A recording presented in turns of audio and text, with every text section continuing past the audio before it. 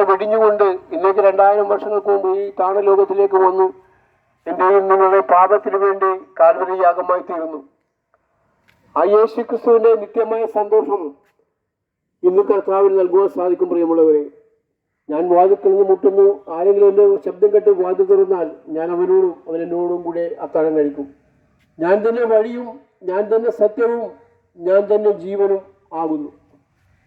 യേശു ക്രിസ്തു ഇപ്രകാരം ചോദിക്കുകയുണ്ടായി, ഒരു മനുഷ്യൻ മുഴുലോകവും നേടിയാലും അവന്റെ ആത്മാവ് നഷ്ടപ്പെട്ടാൽ എന്ത് പ്രയോജനം? പ്രിയമുള്ള, മുഴുലോകത്തേക്കാൾ വിലയാണ് ഒരു വ്യക്തിയുടെ ആത്മാവ്. കാരണം വചനം എബ്രായ ലേഖനത്തിൽ അപ്പോസ്തലൻ പൗലോസ് പറയുകയാണ്, ഒരിക്കൽ മരണവും പിന്നെ ന്യായവിധിയും ദൈവമനുഷ്യർക്കായി നിയമിച്ചിരിക്കുന്നു. മരണശേഷം ഒരു ന്യായവിധിയുണ്ട്. പ്രിയമുള്ളവരെ, മരണം കൊണ്ട് തീരുന്നതല്ല ജീവിതം. ബൈബിൾ വളരെ വ്യക്തമായി അത് പഠിപ്പിക്കുന്നുണ്ട്.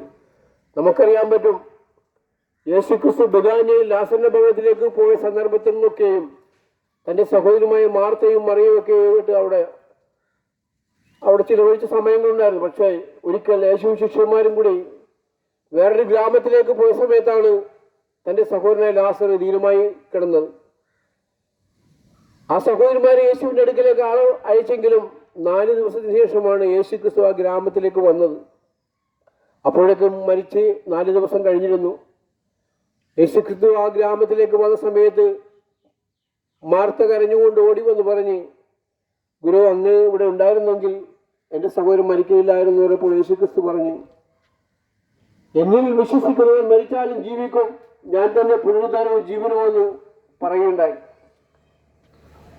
അപ്പോൾ മാർത്ത പറയുകയാണ്, അതൊടുക്കുന്നതിനുള്ള പുനരുദ്ധാനമല്ല, വിശ്വസിച്ചാൽ നീ ദൈവത്തിന്റെ മഹത്വം കാണും, എവിടെയെങ്കിലും ലാസറിനെ അടക്കിയേക്കണമെന്ന് ചോദിച്ചപ്പോൾ ആ യേശു ശിഷ്യന്മാരും കൂടി ആ കല്ലറയിലേക്ക് ചെന്ന് യേശു അവിടെ നിന്ന് ഇപ്രകാരം പ്രാർത്ഥിച്ചു, ലാസറെ നീ വേഗം പുറത്തു വരിക എന്ന് പറഞ്ഞപ്പോൾ ആ സഹോദരന്മാരെ, കർത്താവെ, മരിച്ച് നാറ്റം വെച്ചെന്ന് പറഞ്ഞ ആ ജഡം, പുഴുക്കളുള്ള ജഡം നാറ്റം വെച്ച അവസ്ഥയിൽ യേശുവിന്റെ വാക്ക് കേട്ട് ഉയർത്തിന്നിട്ട് വന്ന്, പ്രിയമുള്ളവരെ, നിന്റെയും ജീവിതത്തിലുള്ള നാറ്റം വെച്ച പല പ്രശ്നങ്ങൾക്കും യേശു ക്രിസ്തുവിൽ വിശ്വസിച്ചാൽ അതിന് പരിഹാരം വരുത്തുവാൻ സാധിക്കും. പ്രിയമുള്ളവരെ, നീ ഒരു പക്ഷേ ജീവിതത്തിൽ തകർന്ന വ്യക്തിയായിരിക്കാം, സാമ്പത്തികമായ ഭാരങ്ങൾ അനുഭവിക്കുന്ന വ്യക്തിയായിരിക്കാം, ഒരുപക്ഷെ എല്ലാവരും ഒറ്റപ്പെട്ട വ്യക്തിയായിരിക്കാം, നിരാശയിലകപ്പെട്ട വ്യക്തിയായിരിക്കാം. പക്ഷേ യേശുവിനെ നിങ്ങൾ വിശ്വസിച്ചു കഴിഞ്ഞാൽ, കർത്താവിനെ രക്ഷകനായി നാഥനുമായി സ്വീകരിച്ചു കഴിഞ്ഞാൽ, കർത്താവ് നിങ്ങളുടെ ജീവിതത്തിലെ പ്രശ്നങ്ങൾക്ക് പരിഹാരം ഉണ്ടാക്കാൻ കഴിയും. കാരണം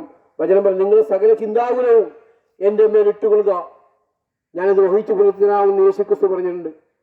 ആ ലാസറിന്റെ കല്ലറക്കൽ വന്ന് സ്വന്തം സഹോദരന്മാർ പറഞ്ഞു, കർത്താവ് നാറ്റം വെച്ച്. പക്ഷേ ദൈവത്തിന് പ്രവർത്തിക്കാൻ അധികം സമയം വേണ്ട.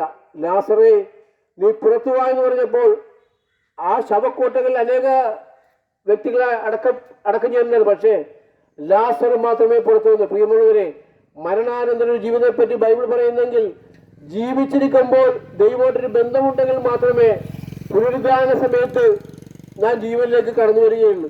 ഇല്ലെങ്കിൽ നാം ചൊല്ലുന്നത് യാതൊരു സ്ഥലത്തായിരിക്കും. മരണത്തിന്റെ പിന്നീടുള്ള ആ ഭാഗങ്ങളിലേക്ക് ബൈബിൾ വളരെ വ്യക്തമായി പറയുന്നുണ്ട്. ഒരിക്കൽ ഒരു ധനവാനായ വ്യക്തി, ആ വ്യക്തിയുടെ പഠിപ്പുരക്കൽ ഒരു വ്രണങ്ങൾ നിറഞ്ഞ ലാസറിനൊരു മനുഷ്യൻ ആ ധനവാന്റെ മേശയിൽ നിന്ന് അവശിഷ്ടങ്ങൾ കഴിച്ച് ജീവിച്ചൊരു വ്യക്തി ഉണ്ടായിരുന്നു, ലാസർ. ദീർഘനാളുകൾക്ക് ശേഷം ഈ ലാസർ മരിച്ചു. പക്ഷേ ആ വ്യക്തിക്ക് ആരുമില്ല, എല്ലാവരെയും വെറുക്കപ്പെട്ട് ജീർണിച്ച് തന്റെ വ്രണങ്ങൾ നായ്ക്കൾ പോലും നക്കിയെന്നാണ് വചനം പറയുന്നത്. ആരും ഇല്ലായിരുന്നു. പക്ഷേ ദൈവദൂതന്മാർ ഈ ലാസറിനെ അബ്രഹാം പിതാവിന്റെ മടിയിലേക്കാണ് കൊണ്ടുപോയത്. പരീസയിൽ ലാസർ മരിച്ചുപോയി. പക്ഷേ ധനവാൻ തന്റെ സമൃദ്ധിയിൽ തിന്നും കുടിച്ചും സുഹൃത്തുക്കളുമായൊക്കെയും സ്നേഹിതന്മാരൊക്കെയും പാറ്റി നടത്തി മുന്നോട്ട് പോയി. നീണ്ട വർഷങ്ങൾക്ക് ശേഷം ഈ ധനവാനായ വ്യക്തിയും മരിച്ചു. പക്ഷേ താൻ ചെന്നത് യാതന സ്ഥലത്തായിരുന്നു. തൻ്റെ ആത്മാവ് ചെന്നത് യാതന സ്ഥലത്തായിരുന്നു. ആ യാതന സ്ഥലത്ത് കിടന്ന് താൻ വളരെ ഒരിറ്റ് വെള്ളത്തിന് വേണ്ടി ദാഹിക്കുമ്പോൾ അബ്രഹാം പിതാവിന്റെ മടി പർദീസയിൽ ലാസർ വിശ്രമിക്കുന്നത് കണ്ടു. ആ ധനവാനായ മനുഷ്യൻ അബ്രഹാം പിതാവിന് പറയുകയാണ്, അബ്രഹാം പിതാവെ, ലാസറിന്റെ വിരലിന്റെ അറ്റം മുക്കി അല്പം വെള്ളം എന്റെ നാവിൽ തൊടുവിച്ചാൽ എനിക്ക് അല്പം ആശ്വാസം കിട്ടുമായിരുന്നു പറഞ്ഞപ്പോൾ അബ്രഹാം പിതാവ് പറയുകയാണ്, ഞങ്ങൾക്ക് അങ്ങോട്ടും വരാൻ പറ്റില്ല, നിങ്ങൾക്ക് ഇങ്ങോട്ടും വരാൻ പറ്റത്തില്ല, നമുക്ക് തമ്മിലൊരു വലിയ പിളർപ്പുണ്ട്. തനവ വേദന കൊണ്ട് നിരാശപ്പെട്ട് കഴിയുകയാണ്. വിട്ട് വെള്ളമെങ്കിലും കിട്ടൽ, കാരണം അവിടെ കെടാത്ത തീയും ചാകാത്ത പുഴുവാണ്. പ്രിയമുള്ളവരെ, നരകൊരു യാഥാർത്ഥ്യം തന്നെയാണ്. തനിക്കൊരു കാര്യം മനസ്സിലായി, തൻ്റെ നിത്യത ഈ യാതന സ്ഥലത്താണ്. അതുകൊണ്ട് എൻ്റെ സഹോദരന്മാർ 4 പേരുണ്ട്. അതുകൊണ്ട് അബ്രഹാം പിതാവെ ആ ലാസറിനൊന്ന് ഭൂമിയിലേക്ക് അടക്കണം എന്ന് പറഞ്ഞപ്പോൾ അബ്രഹാം പിതാവ് പറയുകയാണ്, അങ്ങനെ മരിച്ചവന് ഒരു വ്യക്തി എന്നല്ല സുവിശേഷം അറിയിക്കുന്നത്. അവിടെ പ്രവാചകന്മാരും തിരുവെഴുത്തുമുണ്ട്. ലാസർ ജീവിച്ചിരുന്നപ്പോൾ ദൈവത്തിൽ വിശ്വസിച്ചു, ദൈവപ്രകാരം ജീവിച്ചു.